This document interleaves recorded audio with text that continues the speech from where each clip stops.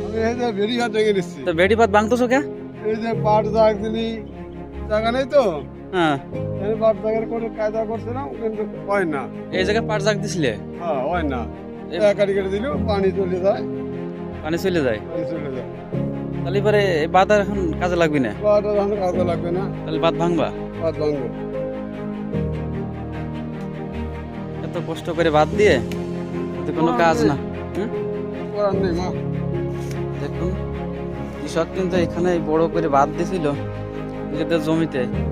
এই জমিটায় তারা পাট জাগ দিত, কিন্তু তারা বলতেছে নাকি যে এখানে জল থাকে না। কাটি, হাল দেখতেছেন না, হ্যাঁ হ্যাঁ, গাল, হালটা যদি ধরাই দিত, হ্যাঁ।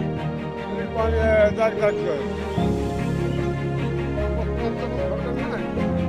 সরকার যদি আসে, তাহলে যদি দোয়া করে কৃষকের, আর যদি সরকারের সাথে কাজকর্ম বেশি করলে পারে সে সময়, সে সময় একটু তাহলে এখন আলাদা একটা কষ্ট করতে হচ্ছে অযথা, একটা কষ্ট করতে হচ্ছে। কিছু করার নাই। দেখুন কি বড় বড় ডেলা উঠছে, এক একটা ডেলার ওজন 3 মন 4 মন করে ওজন।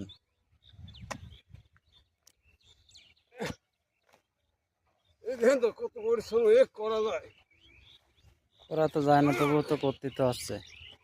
তারপর তো করতে হবে। আমি কৃষক মানুষ।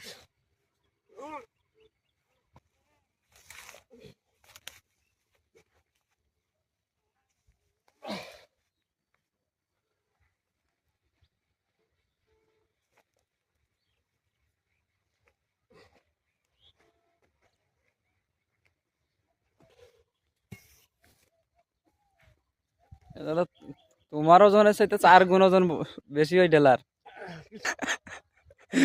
দেখেন যে ডেলা হাতের দিয়ে ছুটে লোকটার ডিগবাজি দিয়ে পড়লো।